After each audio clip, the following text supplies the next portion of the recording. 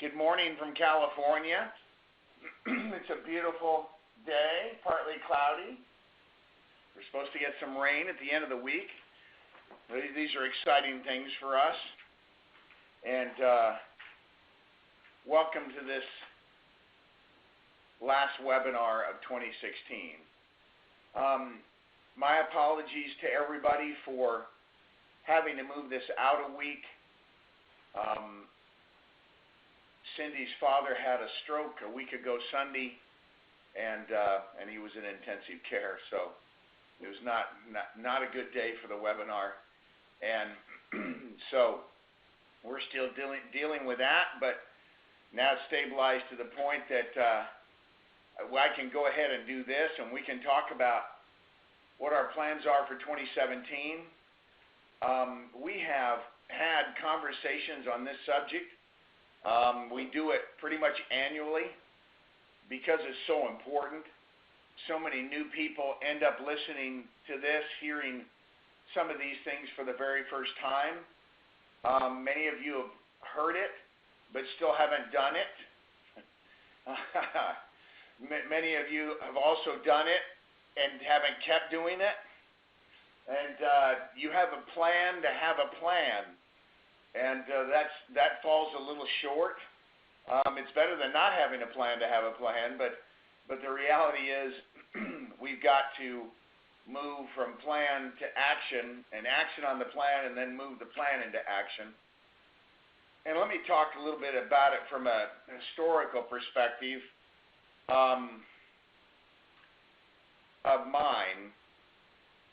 Years ago, early in my career, thank goodness, I had reached SMD just off drive, intensity, ambition, desire to be recognized, these kind, wanting to, make and save some money, and frankly for me, stop feeling like I was on the risk of being a loser. I know I loved my wife. My new wife at that point, my only wife, but she was my new wife at that juncture, and I certainly wanted to deliver for her, for the family I knew we were going to start, and so there was a great deal of passion in my emotion for wanting to do well and become better, a better man, better human being, learn how to be a leader. And then learn how to run a business for the first time in my life, zeroed in on making and saving money. I'd never been much of a leader outside of a Boy Scout troop. And certainly if you talk to the other Boy Scouts, there would have been some real, a variety of opinions of what kind of leader I was there. But, then I was 14 and 15, so obviously a lot to learn. And now we started our business, and I was 28 years old, and I'd been exposed to some good coaches because I'd worked in an athletic program at San Jose, in the athletic program at San Jose State, and that exposure was good. Now I was being exposed to leaders in the company that I was a part of, and I started getting some mentorship. We're not here to talk about mentorship, but wow, what a difference that made. Not kind of stumbling around in the dark, but getting real clear direction about how to do things and when to do things and that kind of stuff. And then, but then I was sitting in a meeting, and shoot, guys, I don't even know if I was 29 yet. If I was, I just turned 29. And the leader of the company, the founder of the company, was up in front talking to us as a group of SMDs. There were just a couple hundred of us. And he started talking about reading a book called Think and Grow Rich by a man named Napoleon Hill. And the book then, I know it's had a couple of modifications and some different kinds of printings and format, but back then on page 36 was 6 steps, what he called 6 steps to turn your desires into gold. And really what that was built around is how to develop a plan for your life, and mainly focused on your kind of your business path, career path life, but how to turn your desire for accomplishment and achievement into its financial equivalent, or in other words, turn it into money. I got to admit, I never felt comfortable like just writing money down as my motivation. So I made an adjustment to it and wrote it down in the terms of recruits and sales production. And so I substituted those words, recruits and sales production, for where I would be writing down dollar amounts. Now, I did put into my plan amounts I wanted to make and save, more importantly, save, and when I wanted to have certain amounts accumulated and all of that. As I mentor people now, one of the questions I ask is, for people just coming up, when are you going to have your first million saved? It's a startling question to most. I mean, overwhelmingly, in the 90 percentiles, a startling question, in that they don't have a date set for when they're going to have their first million saved. And with no deadline, that's a problem. We'll talk more about that in a minute. Also, there's no plan, and it'd be a very simple plan for that is, how much money do you need to save every month between now and the date you set in order to achieve saving $1 million, and what kind of interest rate is it going to earn? And once you've determined a date, then you take a look at where you are right now, and you take a look at how many months in between, and you calculate it. You can calculate just on principle by dividing the number of months into $1 million, and it would tell you. But if you calculate an 8% rate of return or a 10% rate of return, you could then also get a feeling for what kind of contribution the interest will make to that. But the reality is, I remember doing that, because that's what he showed that day. He talked about page 36.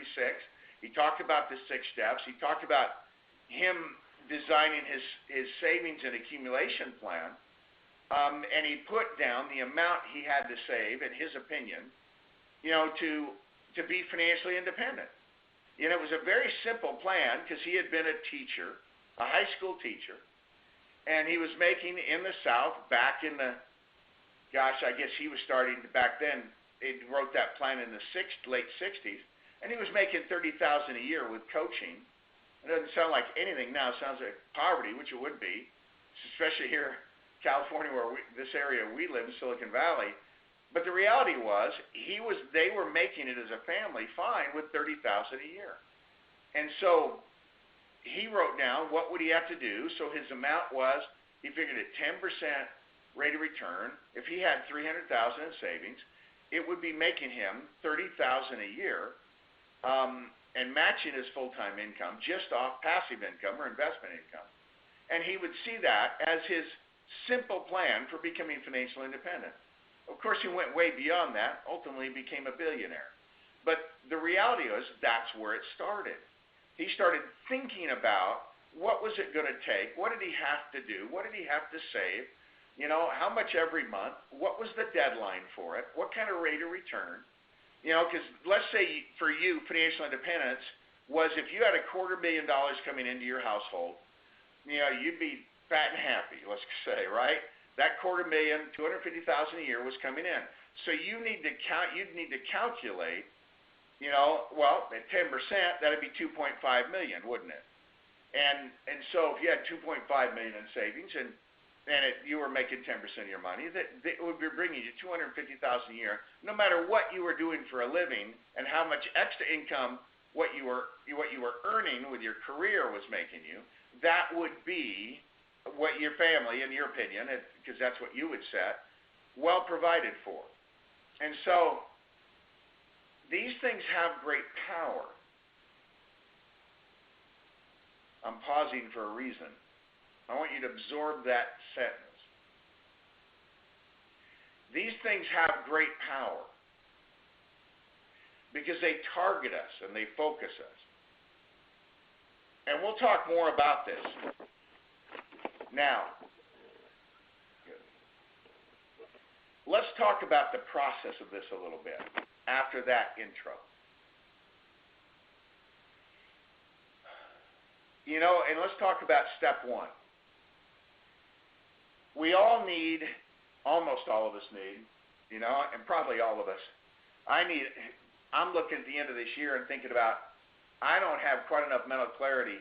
I have a plan in mind. I have things written down, but I need to tweak it a little bit and clarify the plan a little bit, focus it a little bit more, so I can increase my mental clarity.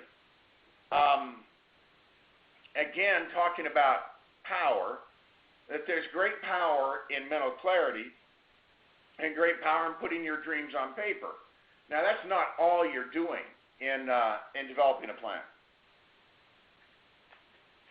You're going to salt your plan, so to speak, or what would you call it, when you're cooking and you're putting in different ingredients to get it flavor, right?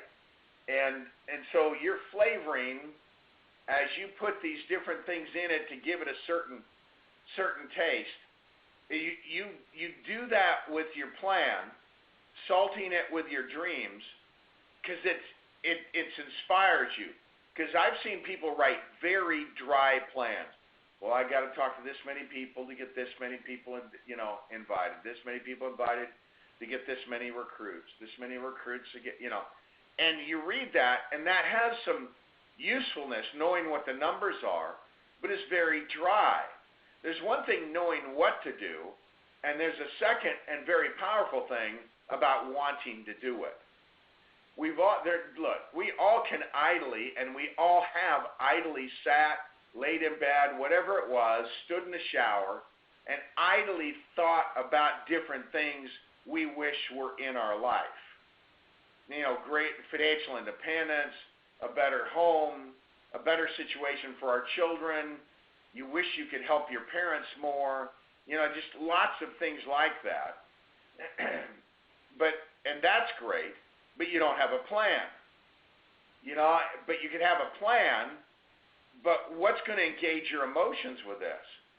This is a big deal. So our step one in this winning process right now, so let's say between now, what's today, 21st, right?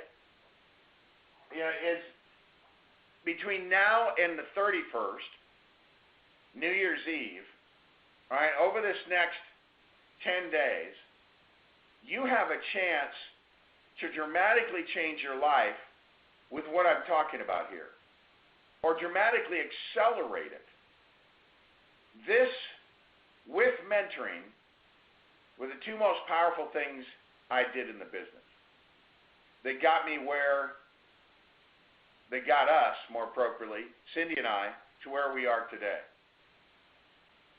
And so we need to increase your mental clarity. We also need to increase and intensify our focus. In other words, if you don't think about your vision morning, noon, and night, then it doesn't have enough power in your life. Now, don't worry about becoming one-dimensional. We're going to address that.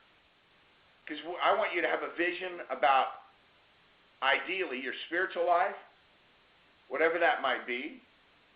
Certainly, you're striving to become a better person. Next, you need to have your vision for, if you have a family, for your relationships, those important relationships. What is your vision, for me as a husband? What was my vision as a father? What was my vision as a son to my parents? These things I wanted a plan on. I wanted mental clarity on who I wanted to become as a man, and what kind of spiritual growth I wanted to have, what kind of vision I wanted to have for being a family man, and then I wanted a clear vision and passion engaged, just like with the previous two, for being a businessman. And so those were my big three. And I have kind of pretty deep conviction that you can't have 8 of them. It takes us in too many directions. It's like someone trying to be good at 8 sports, and you end up pretty much guaranteeing you're going to be mediocre at all of them. So I did simplify my life. I love to play golf. I cut way back. I basically almost eliminated. I was a tennis player in college. That went away too. And you certainly should write some things about staying in shape and putting an hour into exercise every day. But beyond that, these were the big three. They were my top priority. Nothing was as important as that. You know, becoming a better golfer or winning some golf tournaments just wasn't important compared to what I wanted to do in business to bless our lives, to take care of our family, right? And of course, what I want, the activity level I wanted to have in our church, the service I wanted to provide so that I could continue to grow and become a more compassionate man and becoming less selfish and all of these things. So I don't want to lose you here, but I needed mental clarity in all three of those, and I had dreams in each one.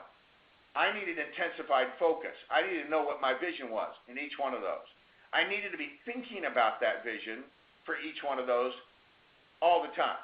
That had to occupy my thoughts, not daydreaming, not just kind of drifting, you know, not going to a movie, you know, and just goofing around with my friends. That season I put behind me, right, with the process I'm talking about here. Step 3 is burning desire. Remember I said you can have a plan, but you got to want to do it, right? Or you can want it, but you don't have a plan. It's combining the two. It's kind of like gunpowder, putting it in a shell, putting a bullet on it, then having a rifle. The rifle and the bullet's the plan. The gunpowder is your desire. And you strike a match to that with your clarity and your focus, and all of a sudden you can put a bullet in a target 1,000 yards out. You know, and you can't throw that far. You know, it's just that burning desire is your fuel. And you've got to feel the frustration of seeing and believing in your dreams and wanting your dreams, but of not having them. I wanted peace of mind. I wanted financial peace of mind. I wanted to stop worrying about bills. I wanted to stop feeling that feeling we were feeling because we were out of money at the end of the month. You know, and that there were things we wanted to do we couldn't do. We wanted a home. We wanted a home in a decent neighborhood. We wanted to experience that for raising our family. And we were just miles away from being able to do that financially. And that frustration started building, right? You got to feel that frustration of not yet achieving these things. You've got to let it burn in you. It's okay, right, to feel those feelings. Don't avoid it. Don't hide from it. Don't keep escaping into other things. Look them straight on.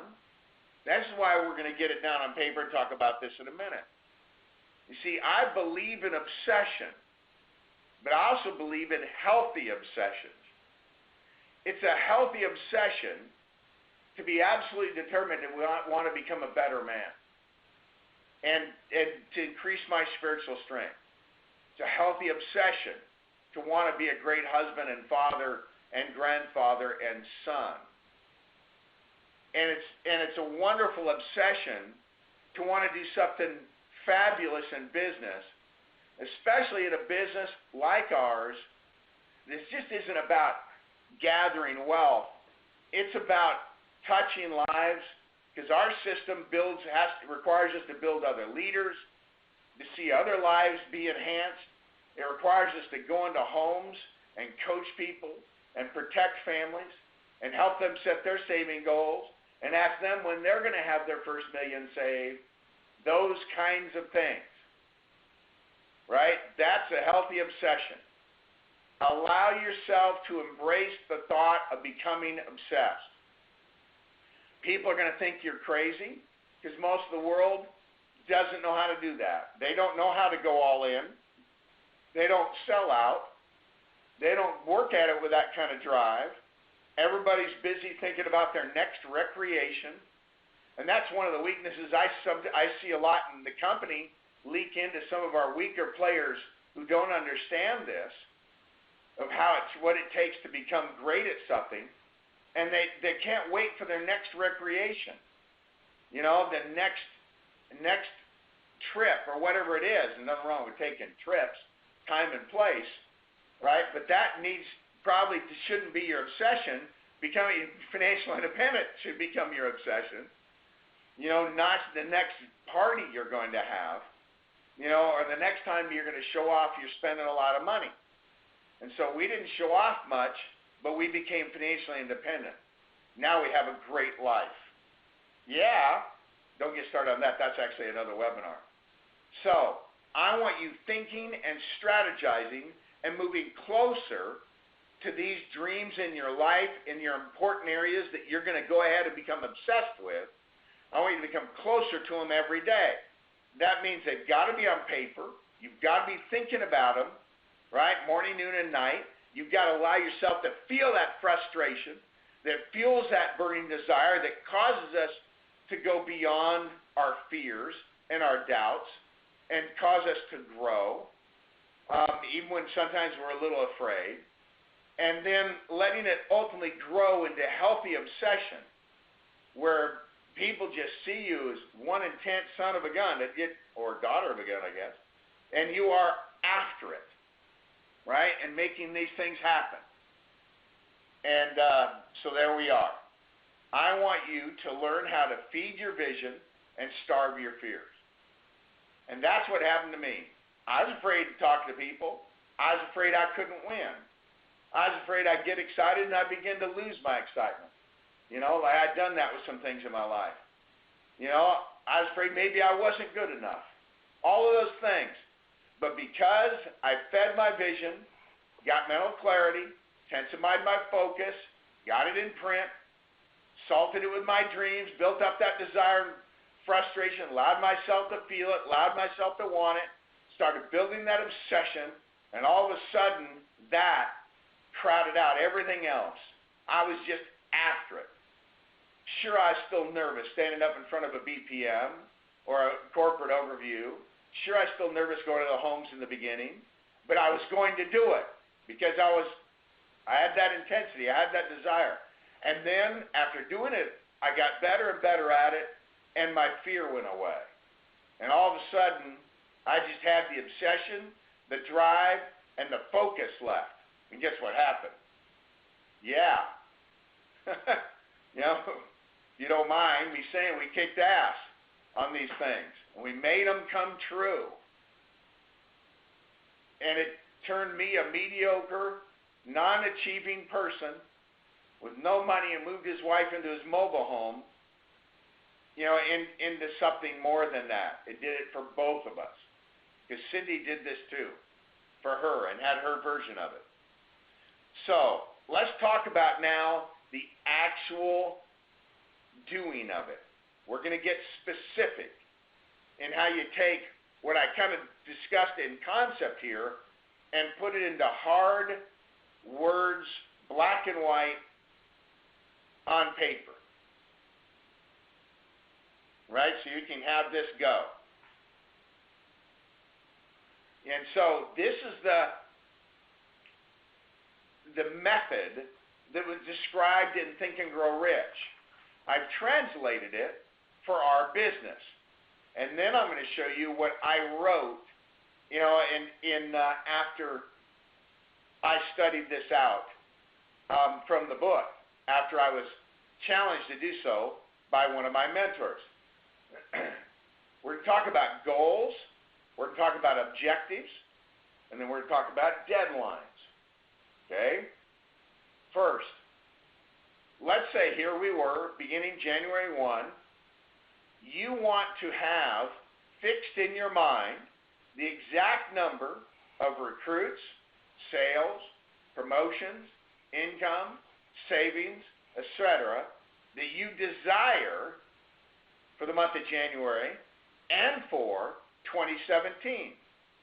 You've got to be definite as to the amount, right? You just can't say vague things, lots of, many. That loses power. Without that clarity, you can't get the focus. So I would come to every month knowing exactly how many recruits I want my base shop to have that month, my super base to have, right? Exactly the sales volume that we wanted to have that month, right? And I had done numbers for the year, the promotions that I wanted to occur in my base, and I was talking to those leaders about becoming licensed, about becoming associates, about becoming, field trained to become associates, about becoming senior associates, marketing directors, if I'm using that promotion level, and when they were going to hit SMD. And so we were talking, and I was helping them get exact. I was clear into what kind of income I wanted to earn that month, what kind of income I want to earn in 2017, how much we were going to save. And so these things we put down. I'll put down other things here in a minute. But you got to get the exact number down. You've got to be definite as to the amount. Otherwise, this isn't going to work. There's something about, you understand that this is determined by people a lot smarter than me that have done all kinds of research. Our mind doesn't engage in the way that we need it to without exactness, without definite amounts. Okay, we'll apply that principle in a couple other ways here. You've got to determine exactly what you intend to give in return to achieve your goals and dreams. I mean, you've really got to negotiate with yourself. You got to sit down. Now, I was married, so I had to sit down with Cindy, my sweetheart, and we had to talk about what price were we willing to pay. How many hours? How many days a week? We're willing to give up. We had season tickets to 3 different college football programs. We went with a bunch of friends, on football season. We went to basketball games. We went to Civic Light Opera, like we had anything. We were pretending back then. But we had all these things we did. I played tennis. I played golf, and we had recreations. We had to decide what were we willing to give. And I want you to know we gave up all of that. And we decided we were going to give 6 days a week. By the way, in the beginning of 1981, we resolved we were going to give 7 days a week, which was stupid, by the way, in my opinion. It was stupid for us, I'll tell you that. Because we got like 42 days into the year, and we were miserable. All right? There's no end in sight ever, when you're talking about 7 days a week indefinitely. We started, then also we got involved with our church at about that time, literally not long after, and we started taking Sundays and going to church, and it felt like a vacation every week. And so we determined we were going to give 6 days and nights a week. We didn't give every Saturday night, but the fact is we were willing to, and we poured it on. So we determined that we were going to give that. We talked to our to our parents about it. We talked about how hard we were going to work. We explained it to some friends that we were close to, that this is our season to win. But you have to decide exactly, and we wrote it down. What were we willing? And it was a very simple sentence. We were willing to give night and day, 6 days a week to make this happen. Right? And we were going to pour it on. Why? Because we wanted to win. And then we defined what winning meant. And we let it mean something to us. We also had to determine a definite date for their achievement. So in other words, for the recruit sales, promotion, that was a monthly thing. Now, I had a goal of a certain number of SMD promotions during the year, and that was written into my plan. So that I would think, let's say I'd put down, I was going to promote 10 SMDs that year. Well, if it's May and I promoted 1, I need to be reminding myself every day that I'm not on pace, right? Because technically I should have 5 by the end of June. But did I have them coming up? Had I personally recruited enough? Was I wide enough? Did I see it happening? Did I see an exchange leg for one of my next SMD promotions that was strong, that I thought I could get to SMD before the end of the year? In other words, it caused me to think all those thoughts. If I hadn't been doing this, I wouldn't think those thoughts. I might write it down at the beginning of the year, and then I just drift through the year and look up and it's December, and I didn't do anything what I wrote down in January because I never had a plan. I never had a definite date. I wasn't reviewing it. But I'm telling you something. You've got to commit to your deadlines. I didn't have a comprehensive plan early in my very beginning of my career, didn't have that level of understanding. I have been given a sheet, and the sheet had the promotion guidelines and the promotions of each position below. It wasn't called SMD in that company, but let's call it SMD so you understand the reference point. And there were a position of associate, and then another one, and then another one, and another one. So there are 4 instead of 3 like we had. And then you got to the SMD position. And so I looked at those goals, and it had a space to the right where I could write the date that I wanted to hit each one of those promotions. And this ended up, and I put it up and duplicated it, put it up in a bunch of places, looked at it all the time, put it up in my office, put it up at the house, put it in the car. And so I hit my first one, associate. I hit my second one, which was called sales leader. I hit my third one, was called district leader. But then there was a position called division that I didn't hit. It was a pretty substantial accomplishment, and I got behind. But I knew I was getting behind. And you know how you know when you're late, when you're supposed to be somewhere? You start rushing. You start running around the house, getting the stuff, grabbing the stuff. You get in the car, and you try and go the way that's fastest. You try and make the lights. You probably break the speed limit if you're on the freeway because you have a deadline. Look at the difference in a football game when it comes to the 2-minute warning and how much seems to happen and can happen in 2 minutes. There's nothing like it. Even the 2 minutes in the end of the half is not like the 2 minutes at the end of the game. That's the power of deadlines. And so I had a power of a deadline for that position, and so I really redoubled my efforts to try and catch up so I could make my SMD deadline. Now, I didn't make it, but I got within 2 weeks of it. But I'd been 2 months behind my division promotion.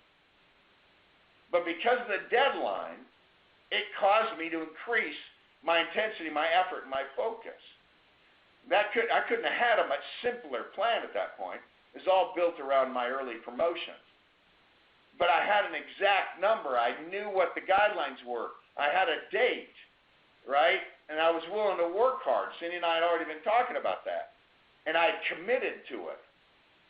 And it had powerful results. So I earned my promotions earlier than most people. And anyway, enough said on that. This is just, if you're wondering why I talk about this as much as I do, why I have the passion I do about it, it's because it had such an overwhelming impact on my life. It changed everything for our family. The stuff I'm talking about right now changed the destiny of our family. So now you have exact numbers. You've determined what you're given in return, right? You've got a date for accomplishment, and you're committing to it. Now let's talk a few minutes about inspiring yourself to do it, right? So this is the process, right? This is the method that was described by Napoleon Hill, Think and Grow Rich, and he was brilliant, right? And so here's what the book taught me and what my mentor reinforced that I needed to do like he had done. You come down and you've written all this stuff down. And you read your written statement aloud. You say it out loud twice a day, morning and night. As you read it, this process is real important. Listen, you got to see and feel and believe yourself already in possession of what you desire. And you've written down you're gonna make this much. You already see it and feel it and believe it that you're in possession of it. When I had written down save that first $1 million. $1 million was so much money for anything. I had $800 in savings, and that was a high watermark at the end of 1980. And then I ended up spending $600 of that going to a meeting in Alabama for the company, But because I had those savings goals down and it was focused, I had saved $30,000 over the next 4 months after that. And it was exhilarating. Anyway, back to this. You see and feel and believe yourself already in possession. You got to see it before you have it. You know, I mean, there's that great line from, I think it was Miracle on 34th Street. But you know what? Probably a number of movies have used the concept. But where they say, no, it's in the Santa Claus. Now I remember. It's in the Santa Claus. Sorry, I'm confusing my Christmas movies. And it was the elf was saying to the new Santa Claus, seeing isn't believing. Believing is seeing. And so that last word, believing, and visualizing, right, and feeling how good it feels, moves you toward it. It increases your desire too. You got to see it before you have it. You got to see it, and you'll believe it, and then you'll get it. You think I'm talking hocus pocus? All right, go ahead and stay poor. All right, go ahead and stay frustrated. Right, but burning desire is critical. How good are you going to feel when you do it? So you see, feel, and believe yourself already in possession of what you desire. The things you want to do for your family, the things you want to do in your faith, the things you want to do financially, it's a big deal. With this, you've got to read good books, listen to good messages to continue to grow and be inspired. Let other people who've done lots of homework, done lots of studying, done lots of accomplishing, right? Listen to what they say, right? Read it. Help that fuel what you have written. Now, I want you also, and I'm going to show you an example of this now in a minute, write deep and important emotions into it. Combine this with something I'm going to call your top 10 list. We'll be back to that. Now, I want you to inspire yourself to do it, but a bunch of you are leaders, and you got to inspire others to do it. And so, real quick, let's hit this. You've got to help and challenge them to do exactly what I've been talking about with you so far. You got to help and challenge them to do the previous steps. You've got to help them. You got to help and challenge them to achieve their goals, not yours. You understand? Their goals, not yours. Nobody has any kind of obligation to help you achieve your goals. I don't get pumped up about somebody else's goals. I get pumped up about hitting mine. Hey, I may like you and appreciate you, and I'm excited you're getting recognized. I remember my mentors. I was excited for their success, for their prosperity. I took some pride in it because I contributed to it and all that stuff. That wasn't 2% of the way I felt about my own, the things I wanted to do for Cindy and I and our children and all this stuff, and the way I wanted to feel about myself, right? So please, don't get all jacked up talking to them about your goals. Help them get jacked up talking to them about their goals. Yeah? Yeah. Important thing to understand. And have and keep high positive expectations with standards of excellence in people's lives. Help them set goals that are meaningful enough that if they achieve them, it gets them somewhere. Right? You know, right now, I've got to help my father-in-law learn to speak again. He can't speak. And his right side is substantially paralyzed. Now, this is early, and he didn't come back from that, but the bleeding was in the area where his speech was controlled, and now he literally cannot form a word. You know, it's heartbreaking, right, to look at that with someone you love. But right now, I've got to help him understand he can do it, that it's worth it, not to give up. I know how to do that. I learned it here. And we got to set simple goals. He's got to form that first word. Hi. You know? Hello. Love you. We've got to start over. Right? But I'm going to keep those positive expectations with him. So is Cindy. Right? And we're going to help him move forward with expectation. He is going to walk again. He is going to speak again. All of this is going to happen. We are going to do it. We have a plan. Right? We're organizing it. We'll have to get it in writing. Right? We're going to put up some goals around him. We're going to get on this thing. Right? So this understanding ends up being applied to many things in your life. And you build on it. and you help other people build on it.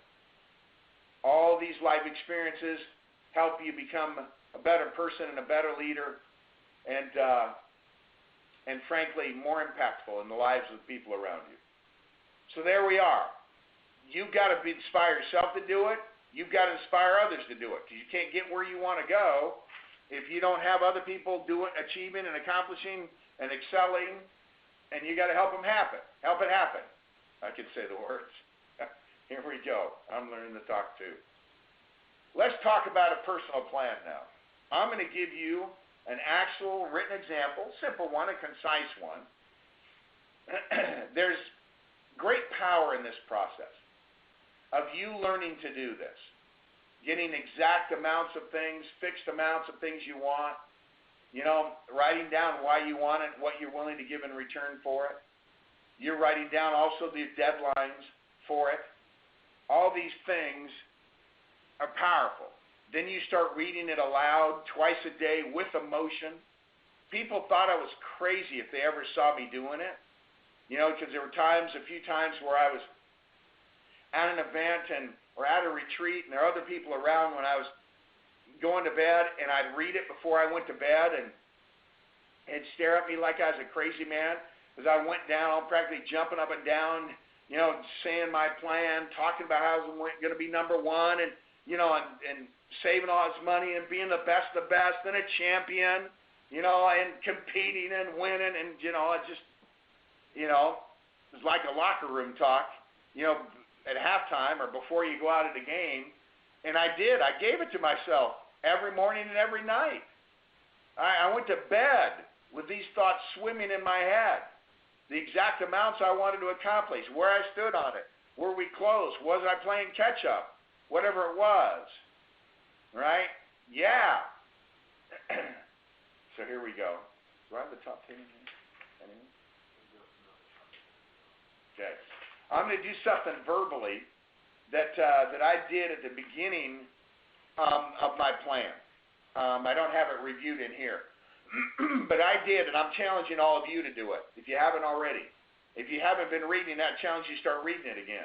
If it needs to be refreshed for it to have the power you want it to have on you, then refresh it. But I wrote down my top 10 reasons. And what does that mean?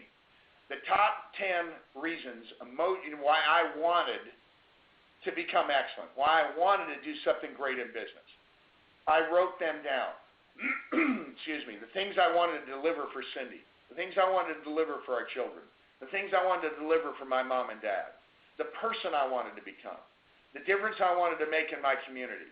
I wrote those things down, how I wanted to feel about myself, my top 10 reasons for wanting to be somebody, my top 10 reasons for wanting to do something great with my life. These things, about personal growth, all that stuff. These things energized me. I really did want to deliver for Cindy, Alicia, Richard, and Brett. I really did want to take care of my parents because I knew I was going to have to. And here we are, doing exactly that. And it's interesting, we were in a hospital, and they were talking about what arrangements we were making and that he was going to need 24-hour care. And Cindy was talking to them, and they said, how are you going to do that? Do you have family members? Well, no, we can get help in addition to what we can provide. And they said, well, most people don't have the financial capacity to do something like that. And Cindy simply said, we do, and left it at that. Powerful words right then. We do. Started in a plan. It started with writing all this stuff down. The odds are, if you aren't already, you're going to have to help your folks. You need to take care of them. Maybe that ought to be in your top 10 reasons. I don't know. It wasn't ours. And I'm sure glad it was. So we started planning decades ago for what we have today. Just as we did with our own financial independence and these other things. Write down a top 10 reasons as to why you want to be somebody and accomplish this stuff. Now, I'm going to read you something.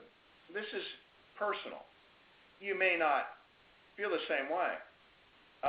You may be a woman writing about a man. I'm a man, and I wrote about a woman, right? That's where I have. I'm not going to discuss that anymore, right? I'm simply saying this is what I wrote. You would modify it according to what you would write, right? I respect that. So this is one of the things I wrote in relation to who I wanted to be in one of those obsessions, right? My family obsession. I am and must constantly strive to be a great, loving husband and father. A loving, warm, tender, happy home life with my family is the way to experience heaven on earth. I will find deep happiness and peace through my service to my family. My commitment and focus is constant and eternal in perspective. I will be positive and with humor look on the bright side of how wonderful our life together is and will always be. We will work together to have patience, self-respect, respect for each other, trust, harmony, and fun. We will regularly count our blessings. We will be unselfish and serve one another. We will honor our parents. I will be creative and thoughtful in my romance with Cindy. I've left a blank there for you to fill it in. I have a dream wife. We will share many wonderful times together as I focus my love on her happiness. We will have weekly dates and regular, exciting mini honeymoons. One of my favorite things in life, regular, exciting mini honeymoons. Woo! Okay, I'm back to my plan. See, I get emotional about that one. I am father to 3 remarkable children who will know every day their father loves, respects, and believes in them. I have a private, loving, one-on-one listening interview with each of them every week. I'm not doing that anymore. I probably should start again. I will set this appointment every Sunday for the week following. My role as a husband and father is my greatest joy and responsibility on this earth. I am happy as I commit all I have to their happiness. I'm so blessed to be a husband and family man. My heart is full, and this blessing is truly wonderful. So that was what I read to myself morning and night with energy, with passion, with emotion about my family life. Now think about it. Do you think this helped our family have a better life? Do you think reading something like that, reminding them I'm going to regularly count my blessings, that we're going to have patience and respect for each other, trust and harmony and fun, that I was going to be creative and thoughtful in my romance with Cindy, right? That I was reminding myself that I wanted my children to know every day that I loved, respected, and believed in them, that I had good listening interviews with them, right? That I understood that my role as a husband and father is my greatest joy and responsibility on this earth. You know, think about how much that programming helped me. How much, that's not very long, is it? Does it take you 3 minutes to read? 2 minutes to read? And yet it has such a profound impact on how I conducted my life every day as it related to my family. It would have a profound impact on you. Think how much better off the world would be if each of us was reading our version of this. You could be single and you could be writing about how you want to be with your parents, how you want to be with your friends, or you could be in a relationship and you could be coaching yourself on how you want to conduct yourself in that relationship. Then if you are in a marriage relationship, you could be talking about it from a perspective, great loving, right, wife and mother. Yeah, at this age, you could write grandmother or grandfather. There's great power in this. Now, I didn't so much have deadlines in this one, but I had a whole process of how we were going to live our life. There we go. Right? This, because I don't have a deadline in my marriage. I don't have a deadline for being a father. That's eternal. So I didn't need to keep deadlines. I needed to be clear on who I was going to be and how I was going to conduct myself. This governed my beliefs. My belief that my role as husband and father is my greatest joy and responsibility, of course, shaped all the sentences above it. But see how good that could be for us? Think about you coming into the new year with something like that about your family. Look, if that's all you did You never made a sale. You never got a recruit. But you learned to do this and put it into practice the rest of your life. Think how enhanced you would be in your personal life. Pretty cool. Let's go on. Let's talk about a financial one. Let's take these same principles, same process, apply it to your financial life. This is fun too. Here we go. This is where I start. This is how I started reading my financial plan, so to speak. Great debt-free financial strength. That just sounds like fun. Great debt-free financial strength. By the way, it still sounds like fun. So here's seeing, feeling, and believing. Even before I was. I am wealthy, debt-free, and independent. I will continue to hold my conservative, service-oriented, debt-despising philosophy. I am achieving all the following objectives by increasing my income and controlling my expenses. It feels fabulous to experience total financial independence.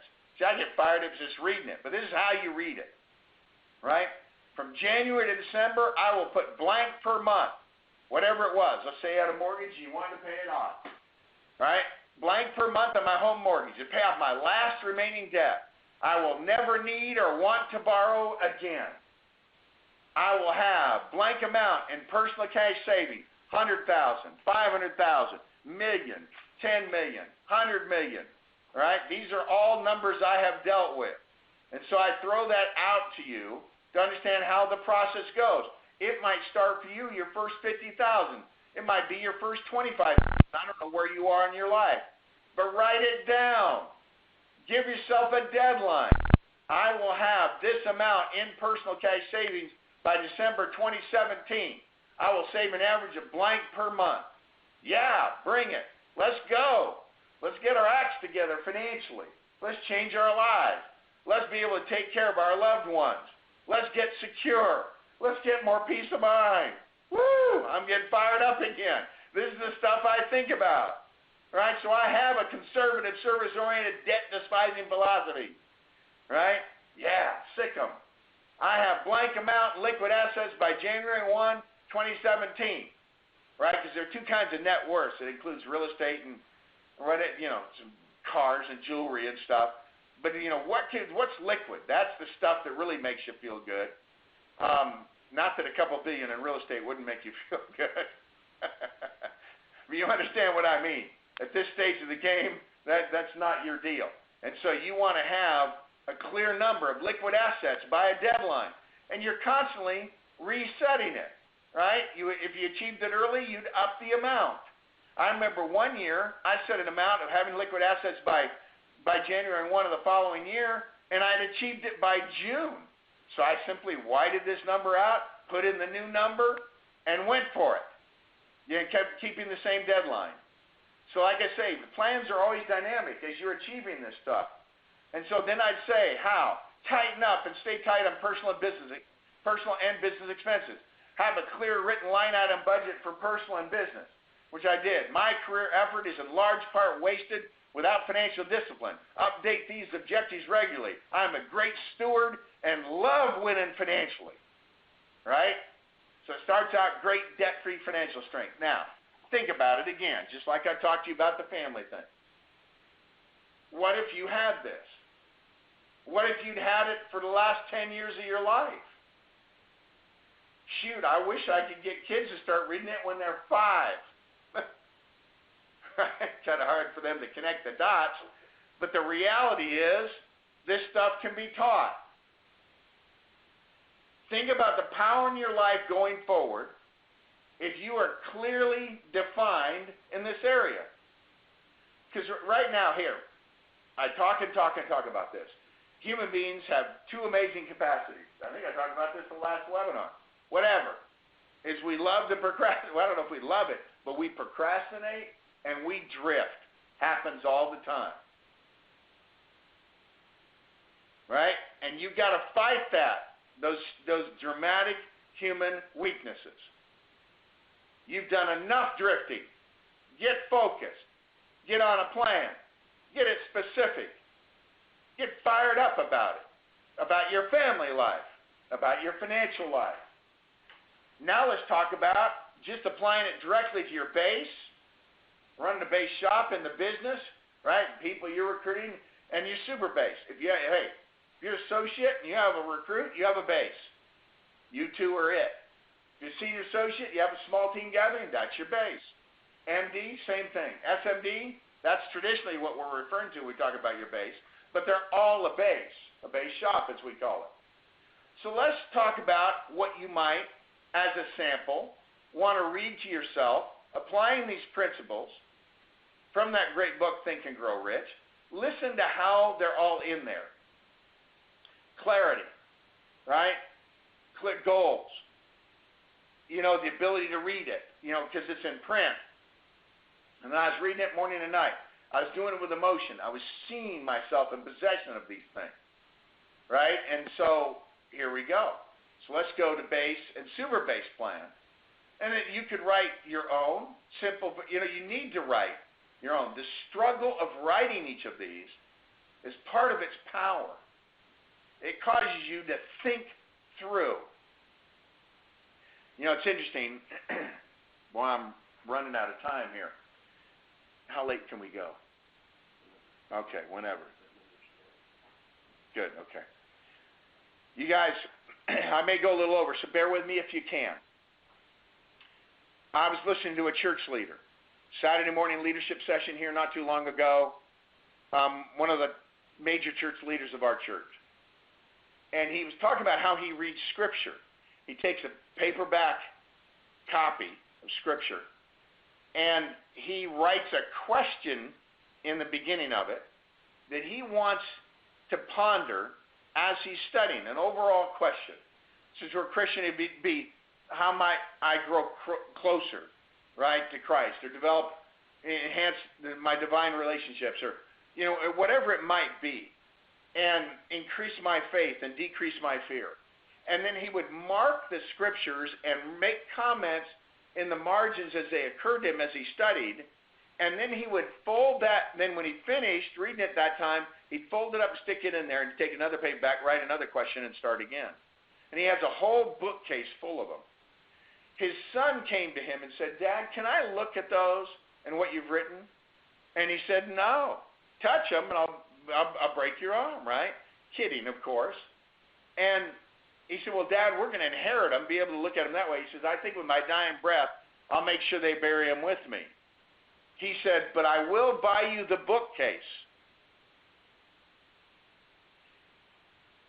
His point was, it was the process of doing what he did that made him the spiritual leader that he is. And his son just can't read somebody else's stuff and develop the same way. Otherwise, I could just mail this to you. You can certainly get some ideas from it, just like I got the ideas from Think and Grow Rich. But you've got to do this struggle to write what you need to write in relation to your personal life, in relation to your financial life, and in relation to your business. But I'm giving you examples so you can understand the power of it. So let me race through this. So this is what I started reading as I was working in the business. Think about this now. What's happening here? Think about how differently I performed than most of the people around me in the companies I was in, and then as we started our own. Think about how much more effective I was. Not because I was smarter, not because I was a better man, not because I put in more hours, but because I was more laser focused on the right stuff, morning, noon, and night, and more energized emotionally because of how I programmed myself, how I fueled myself. I'm nothing special otherwise. But just like if you give fuel and the flame more oxygen, it burns with more power and with greater heat. This is how I gave my fire more oxygen. You know, when there's a strong wind, a forest fire has more trouble. Not only do embers blow in the wind, but it gets more oxygen. so it burns brighter and hotter and faster. So this is how I got myself to burn brighter, hotter, and faster. You all have the capacity for this. The question is, will you do it? Will you do what it takes to bring this out in you? I challenge you to do it. I aspire and hope you will do it. For the good that it'll do in your life, in your personal life, your spiritual life, you desire that, and of course in your business life. So here we go. I must be more intense about what will win for my family and our team than I've ever been before. All the work we've done up to now has been to prepare us for this move. Do not waste this golden opportunity to win big. I constantly want to remind myself of the timing of things, you guys. That's why I started with that. Lead the team more energetically and enthusiastically every day. Everything you've wanted to achieve is on the line. This rare time will not last forever. Give it all you have. We must gear up recruiting constantly. This is my greatest strength and ability. Attack, attack, attack. We must do more than, and then I put in the amount, 50 recruits and 100,000 points in the base, right? And 200 recruits, right? And 500,000 points in the super base in January of 2017. So whatever it was. And I updated that every month. When I had it written out in a notepad, I just updated it. Now, a lot of you have it in the computer and just change the numbers and print a new one, right? However it works out, it doesn't matter. But you've got to have constantly your updated numbers. See, most of you go into every month without your numbers clearing your head. You're certainly not reading it morning and night, thinking about it all day, and you don't have a plan for achieving it. So no wonder. Don't think of yourself as a loser, a non-achiever, you don't have the ability. Man, you aren't programmed. I mean, a computer comes off the line and it has no software. It literally is useless. It might as well be a brick. You know, instead of the smartphone, if it doesn't have any software, you might as well be holding a brick in your hand. Right? I'm talking about your software now. You all have the computer. You have brilliant hardware. Right? I want you to give yourself brilliant software. So let's keep going. Be intense about these goals and what you need to do to accomplishment. Here it comes. I am willing to give most of my time, 6 days a week, and invest a great deal of emotional intensity and mental energy to achieve total victory in my business. I'll be constantly positive. I'm going to grind it out and love it. Remember, you have to write down what you're willing to give? That was that paragraph for us, right? My ultimate priority is rapid, effective growth. We must always be after it. Every day is important. All of us need to be talking about the same things. It's got to be kept simple and consistent. Be obsessed with recruiting. Never take your concentration off of it. Now, you may have slightly different objectives. Change them according to what you want from your business. This is what I was doing. I wanted to build a super team. Right? At that point, I wanted to be 75% of the code numbers of the company I was in. And we did it. Right? But this is how. Never take your concentration off it. Recruiting is our business. Always talk it. Constantly challenge the team and our leadership to recruit, build, and lead. You feeling the power of this at all? You see how already you're going into the day differently? Mindset's different, energy level's different, focus is different. Now you look at the board, now you start asking what happened last night? Did we get these AMAs in? What's the number? What's showing on the computer? Let's go, let's go, let's go. It continues. I have some numbering here. Probably should have taken it off. I didn't number the other stuff. I think even we have another page. I noticed this. Now we've got that. Okay, we're good there. Here we go. My base shop. It's just a base shop thing now. Now I'm into it. My base shop is the originating source of all power, prestige, and income, and the key to the big time. I'm talking about in the business. Right? Power, prestige, income, and the key to the big time. Right? In my career, WFG, excuse me. That's WA is with the first one. I must build and maintain a giant base shop, my number one priority. I must also build a huge first-generation team of however many SMDs, my overall goal, 100 SMDs in order to have a chance at total victory. Think big and keep it simple. I've got to be willing to do the same things over and over again. This has to be a special effort. Work hard. Set a superb personal example. Keep your personal activity high. Continue to personally recruit and field train as an example to others that never quit the number one job, which is personal recruit and field train. Follow up every aspect of our recruiting system. Control the point of contact. Make sure the new recruit is being helped to contact their natural market effectively. Motivate leaders to help. Talk invitations constantly. Always keep the pipeline full. Always create a high expectation of heavy recruiting activity. All big winners recruit big. Make sure BPM attendance, new and old, is rising. See how this kept my focus, you guys? See how I stayed on top of this stuff? While other people were drifting and distracting themselves and worrying about how the home office is handling their stuff, or some personnel issue on their team they're getting all worked up about. Not me. I'm zeroed in, baby, right? I know what I got to be working on. Eye of the tiger. Let's keep going. Do an effective BPM and teach it to others. Make sure the BPM teams of our organization are motivated and enthusiastic and know their responsibility. Follow up all interviews, meetings, and classes to make sure they're motivational and enthusiastic. Keep the team on fire. Make sure more and more new and old people are coming to our meetings. How did it go there? We're missing a slide here. Sorry, you guys, we have a technical difficulty. It's supposed to go to here. Is that here? Is that not inserted? Okay, guys, I am now going to orally, and we'll add this. We'll correct this so that when it's published, we'll get it right. Check. Checking.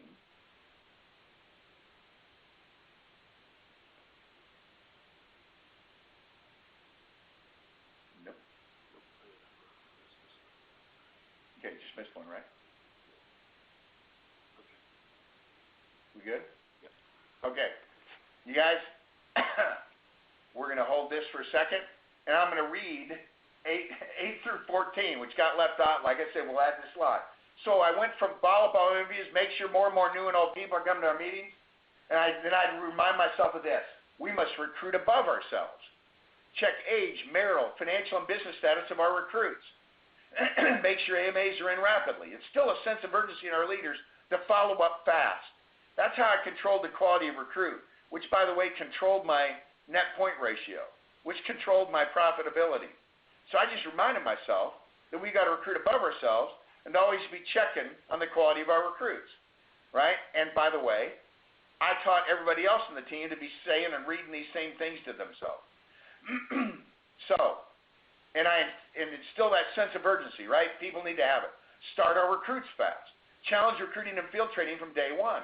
Focus them on their SMD promotion. We are an SMD factory.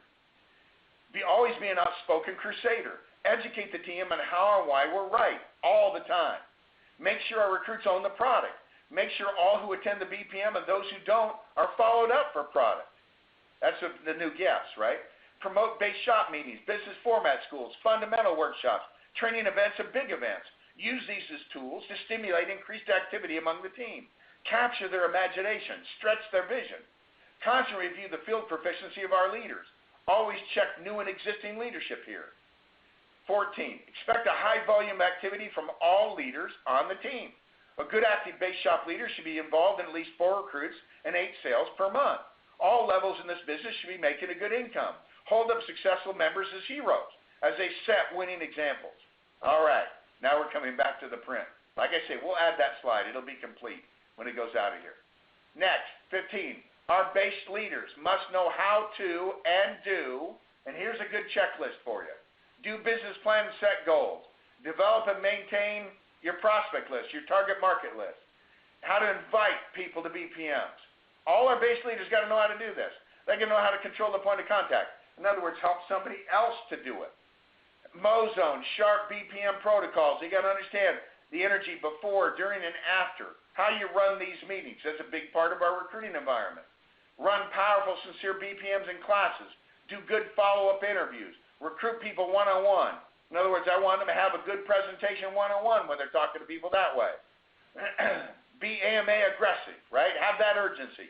Let's get these people on board and get them started. Sell, field train effectively. Use the referral system. Use the matchup system. And in other words, when you got a bunch of recruits, you got to match up other people with it. Meet all compliance requirements. Promote team meetings, business format school. In other words, how to promote the events. Right? And follow up and monitor every aspect of this all the time. This is what I wanted our leaders to know how to do. Because I kept reminding myself of that, I kept reminding them of it. I kept making sure. I'd interview them. I'd ask where they stood. What were they doing? I followed up whether they were staying in the quality market. Followed up how they were helping their people make contact in their market.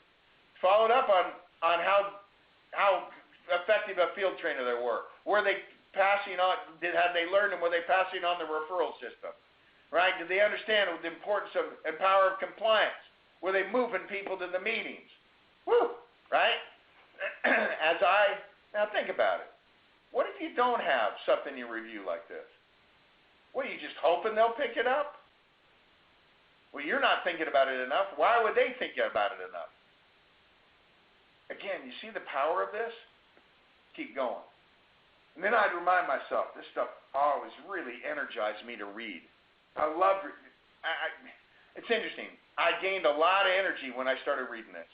You know, this stuff fires me up, what I'm going to read between now and 25, and the end of this. Communicate. Make constant phone and personal contact with all active people in your base. Zero in on your best players and give them firm direction.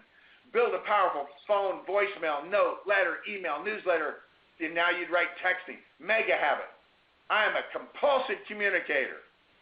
Talk to your first-generation SMDs and key leaders every week about their recruiting numbers, points, their possibility thinking. Inspire them to excel. Meet with them personally once a month. Produce at least blank new first-generation SMDs by December 31st, 2017. In other words, how many has I produced in that year?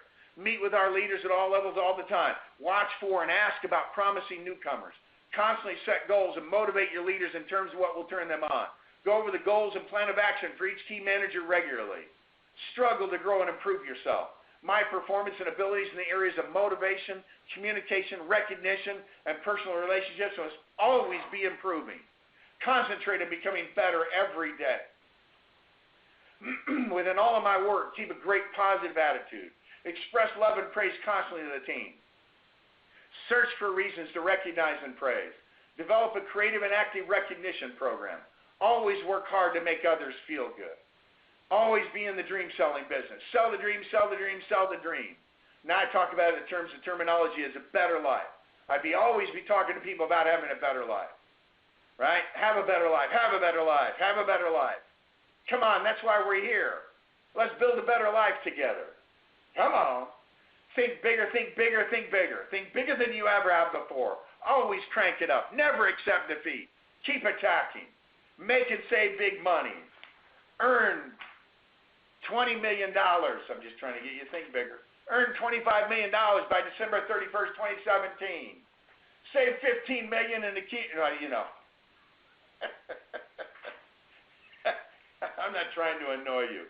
But put your amount. Save blank per month and accumulate blank by the end of the year. Dang it, don't go into 2017 without having that written down. They say, well, I already read that in my financial plan. Yeah, I put it at the end of my business plan too. Right? Because it was arm in arm with it. I wanted to separate it because it's so important with simple numbers where I focus myself in the morning, right after I focus about the kind of person I wanted to be in my family, then boom, I brought it back at the end of my business plan. Get it. Sick 'em. Here we go. To win big and be happy, my priorities must be in order. I will fulfill spiritual, family, emotional, physical, and financial goals. I will always keep an eternal perspective. A winner is a winner in all areas of his life. This is life's great challenge.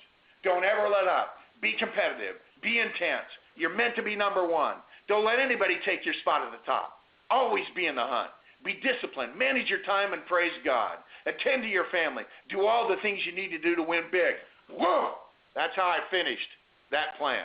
Every morning, every night. All right. Now, at this point, you think I'm a wacko or I've made an impression on you. I'm sorry if you think I'm a wacko.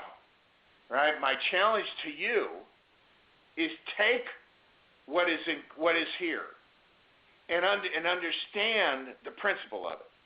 Understand the power of it in your life. Now I have a couple of quotes to read you. Dwight D. Eisenhower, right, the leader of our military in World War II. Everybody's military that fighting who we were fighting. Plans are nothing. planning is everything. In other words, your work in planning it is where it has power. Then, of course, your constant reading and passion. Reduce your plan to writing. The moment you complete this, you'll have given definitely given concrete form to the intangible desire. That's kind of smart speak for this, right? You now have clarity. It's written in front of you. It is concrete. It's real. And you have an intangible, all this desire, these dreams you want to make happen, but now it has a concrete form in writing, and you're reading to yourself what you have to do, and you're reading it with passion, and now you go into work zeroed in, not just reacting to whatever's going to happen to you that day. You're making your life happen. You're making your business happen. You're making your family happen. You're making your financial situation happen. You're just not going around hoping and wishing and daydreaming. Another great quote, a good system shortens the road to the goal. And that's what we wrote into that plan, is the system, the stuff you have to be following up. And then a Chinese proverb, when planning for a year, plant corn. When planning for a decade, plant trees. When planning for life, train and educate people. That's why I included in the early slides, not only how do you inspire yourself to do it, get yourself to do it, how do you inspire others to do it. When planning for life, train and educate people. So, there you go. The next one, because I'm finished up here as I've gone long. The power of our business model. We're going to, great picture, right? I'm going to make it very clear to you on what is the power of our business model. So your understanding of it, your passion about it can increase.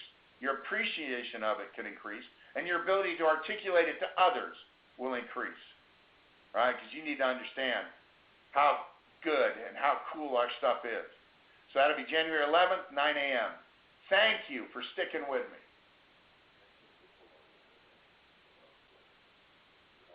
Okay, we have already sent the corrected webinar to Rick in the home office, and it will upload correctly with those handful of that one slide included.